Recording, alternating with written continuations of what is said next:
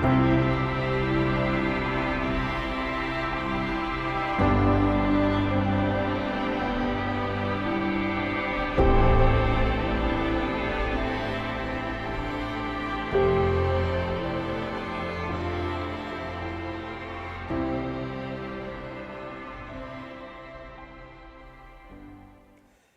matin tout le monde, bon lundi matin, merci d'être là, merci de vous joindre avec nous encore une fois. Alors, ce matin, comme je vous avais dit vendredi dernier, ce matin c'est la deuxième partie de la parabole des talents. Donc, si vous n'avez pas entendu la partie 1 qui était vendredi, je vous encourage, il y a plusieurs choses que j'ai commencé à construire vendredi que je continue à expliquer aujourd'hui. Donc, ce serait vraiment préférable d'écouter premièrement celle de vendredi puis de continuer avec celle-là par la suite parce que les deux sont bâtis l'une sur l'autre. Fait que sinon, je vais essayer de faire un petit résumé en commençant, mais c'est ça, c'est la partie 2 de la parabole des talents. Donc, dans le passage qu'on regarde, qu'on retrouve dans Matthieu 25, versets 14 à 30, je ne vais pas les relire aujourd'hui, je les ai lus vendredi, mais en résumé, le maître part pour un long voyage, il confie 5 talents à un, 2 talents à l'autre, 1 talent à l'autre, donc à ses 3 serviteurs, il confie des talents. À son retour, il demande des comptes à ses serviteurs pour savoir comment ils ont géré ses talents à lui pendant son absence. Celui qui en avait 5, il en a produit 5 de plus. Celui qui en avait 2 en a produit 2 de plus. Puis leur maître leur dit la même chose. Il leur dit, c'est bien, bon et fidèle serviteur, tu as été fidèle en peu de choses, je te confierai beaucoup. Entre dans la joie de ton maître. Fait que ça, c'est pour les 2 premiers. Le 3e serviteur, lui, il a enterré le talent, il a eu peur, il a enterré le talent par peur de le perdre, par peur de décevoir son maître. Puis ça finit où ce que le maître le condamne parce qu'il était appelé à gérer ce que le maître lui avait confié. Puis c'est de là qu'on va repartir ce matin, donc c'est là qu'on était rendu la semaine dernière. Juste avant, un petit rappel que ce qu'on traitait vendredi quand on s'est laissé, c'était notre tendance à chercher la sécurité plutôt qu'à prendre des risques pour la cause de Christ. C'est ça qui est développé dans cette parabole-là. Puis je vous avais posé la question, quel risque Dieu t'appelle à prendre présentement dans ta vie? Donc gardez ça en tête parce qu'on va revenir à ça encore une fois un peu plus tard. Donc au verset 25, on voit le 3e serviteur qui dit « J'ai eu peur et je suis allé cacher ton talent dans la terre. Voici, prends ce qui est à toi. » Prendre des risques amène toujours son lot de peur, puis c'est normal. Mais il faut qu'on sache comment on va gérer cette peur, comment on doit gérer cette peur-là. Comme je disais vendredi, on voit un changement de ton quand on voit les 2 premiers serviteurs, comment est-ce qu'eux s'adressent au maître et aussi la réaction du maître. On voit vraiment clairement un changement de ton. Mais c'est dans l'attitude envers le maître qu'on voit la différence la plus grande, la différence d'attitude des serviteurs envers leur maître. Ce qui est intéressant de noter, c'est que le serviteur n'a pas juste eu peur la journée que le maître est revenu.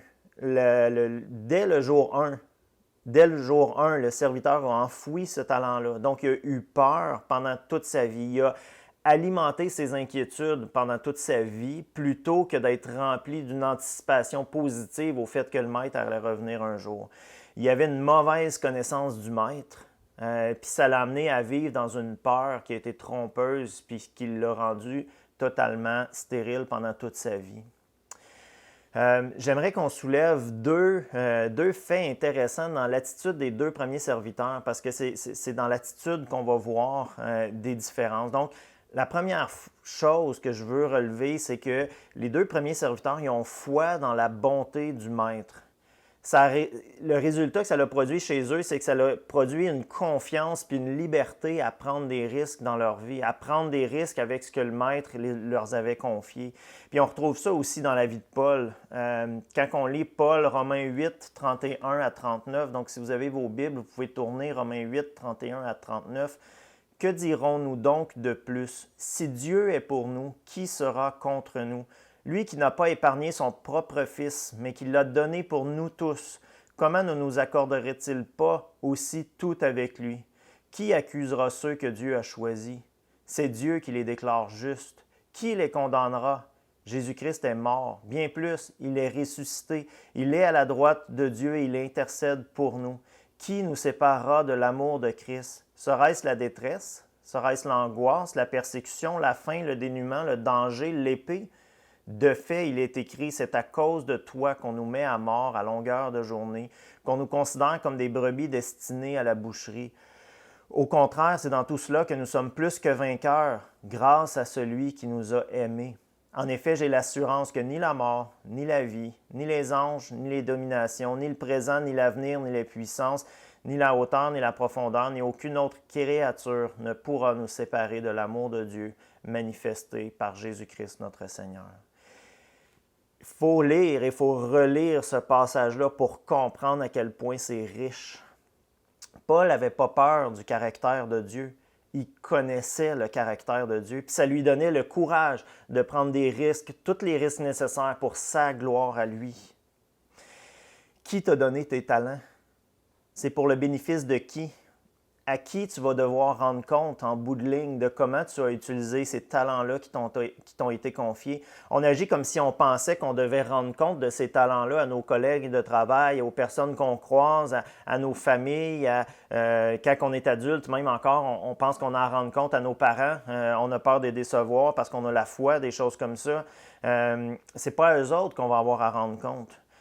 Un exemple pour qu'on comprenne bien la dimension que ça peut prendre, c'est comme si tu démarrais une nouvelle entreprise. Quand on démarre une nouvelle entreprise, il y a des risques qui sont reliés avec ça. Si jamais on démarre une nouvelle entreprise, puis je te dis, OK, tu vas partir une nouvelle entreprise, puis tes partenaires d'entreprise vont être soit Steve Jobs ou Bill Gates ou nommez-en un qui est très riche.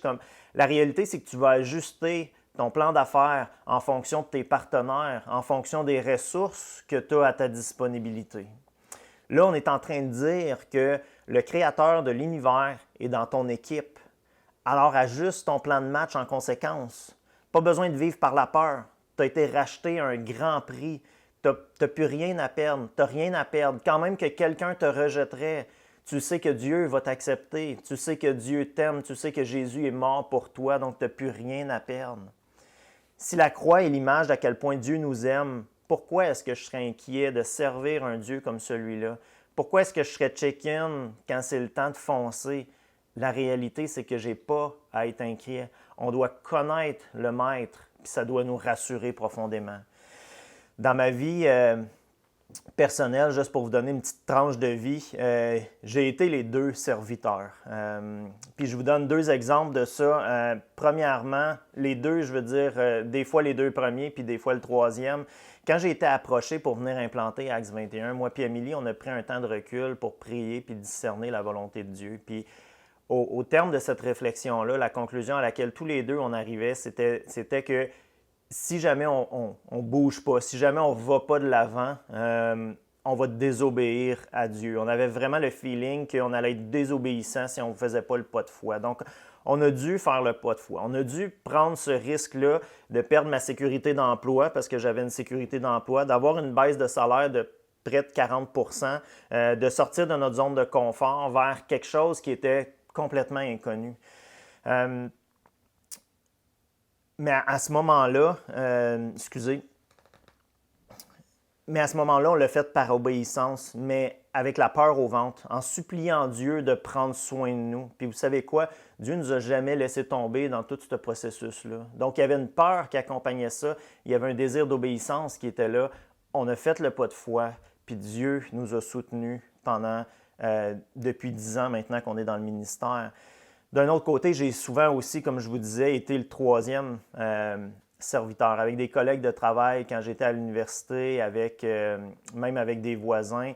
Quand que je parlais avec eux, des fois, j'entendais Dieu me dire comme « Parle-lui de moi, comme c'est correct, tu peux y aller. » Mais non, j'ai choqué. J'ai choqué à tellement de reprises dans ma vie parce que j'avais peur du rejet. Puis je vais encore choquer. Mais ce que j'ai fait, c'est que j'ai résolu dans mon cœur que ça n'allait pas être ça qui allait caractériser ma vie. Que ce qui allait caractériser ma vie, c'était que j'allais me rendre vulnérable quand c'était le temps de se rendre vulnérable. J'allais me mettre à risque quand c'était le temps de me mettre à risque, mais je l'échappe à l'occasion, malheureusement.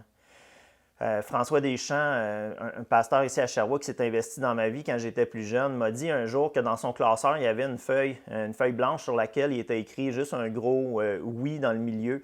Puis François avait prié, puis dit à Dieu, il avait dit à Dieu, écris sur cette feuille-là tout ce que tu veux, puis ma réponse va toujours être oui.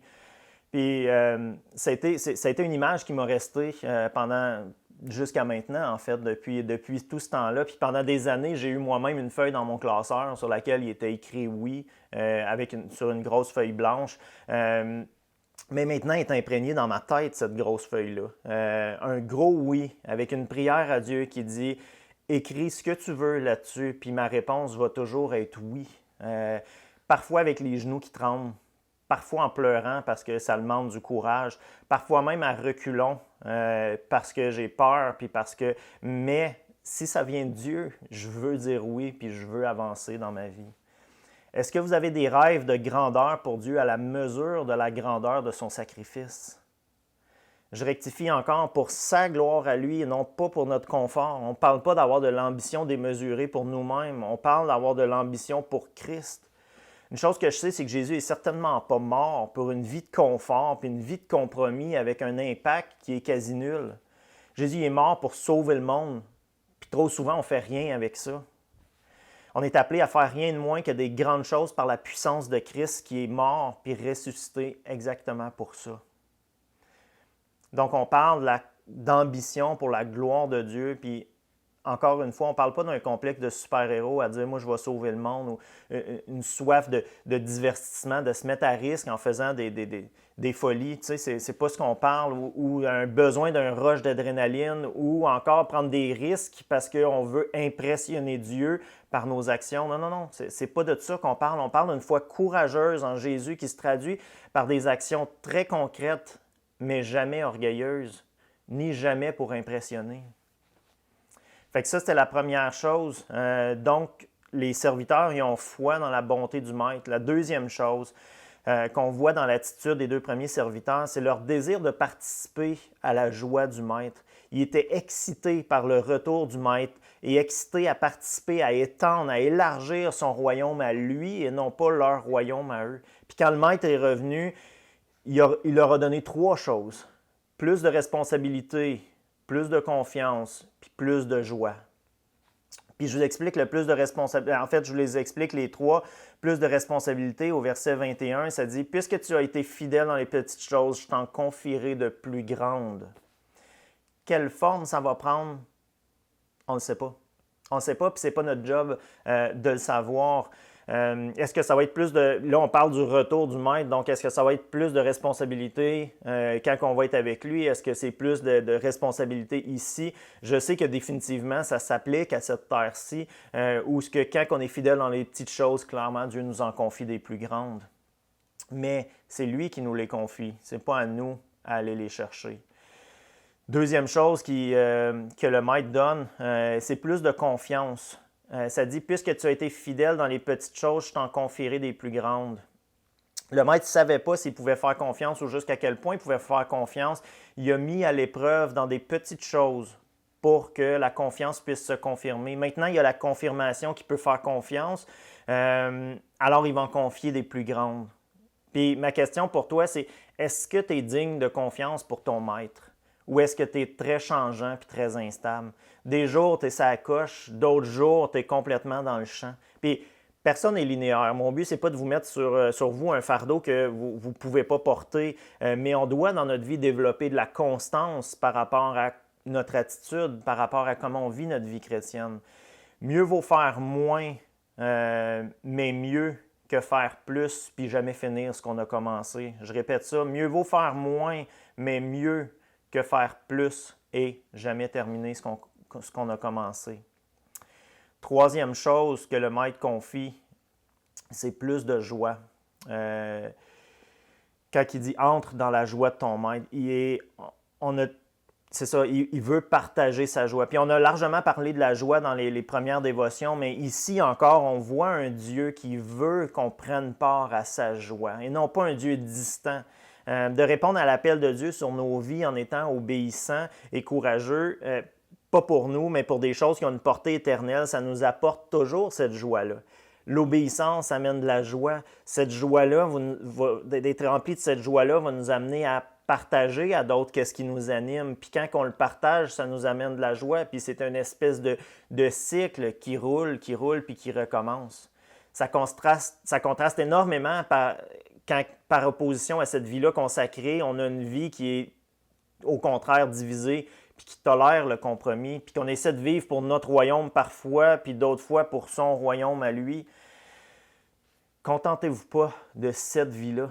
Soyez all-in à consacrer votre vie au maître. C'est la bonne chose à faire. C'est sécuritaire. L'illusion de sécurité dans une vie où ce qu'on a le contrôle n'est pas la vraie patente. Imaginez si à chaque décision qu'on prenait, on commençait par se poser la question, est-ce que ça va avoir un impact pour l'éternité? Ou laquelle de ces décisions-là va avoir le plus grand impact pour l'éternité? Imaginez comment nos vies seraient différentes parce que nos actions seraient basées sur une réflexion puis une intentionnalité par rapport à notre service envers Dieu. Je vous repose la question encore une fois devant Dieu de vendredi. Quel risque Dieu t'appelle à prendre présentement dans ta propre vie par rapport à ton travail, par rapport à ton obéissance, par rapport à tes choix de vie, par rapport à ta gestion financière, par rapport au ministère, par rapport à ta formation, par rapport à partager ta foi, par rapport à n'importe quoi. Quel risque Dieu te demande de prendre présentement pour sa gloire à lui? Imaginez, essayez de vous faire une image dans votre tête, mais si chacun d'entre nous, à Acts 21 Sherbrooke, Acts 21 Magog, puis tous ceux qui écoutent, on se mettait à risquer d'avoir l'air fou, à risquer de se faire rejeter pour partager notre foi à une seule personne par semaine. Mettons que j'arrondis, ça veut dire 50 personnes par année à qui on partagerait notre foi. Si une seule de ces personnes-là se convertirait à chaque année, ça veut dire que dans moins de 3 ans, l'ensemble de la ville de Sherbrooke et des environs aurait entendu parler de Dieu. C'est quand même fascinant. On doit s'encourager dans nos cercles d'amis, dans nos cercles respectifs. On doit s'encourager, se mettre au défi vers ce qui a une portée éternelle, vers ce qui est une cause plus grande. Pour terminer, je reviens avec au début de l'histoire, ça nous dit que le maître a confié une quantité différente de lingots à chaque serviteur. Puis si vous lisez bien, ça dit selon leur capacité personnelle. Si Dieu vous confie un lingot, il ne vous demandera pas de rendre compte pour 10. Puis s'il vous en confie 10, il ne vous demandera pas de rendre compte pour 5 non plus. Dieu nous a confié des talents en fonction de notre capacité. Pas plus, pas moins, en fonction de notre capacité.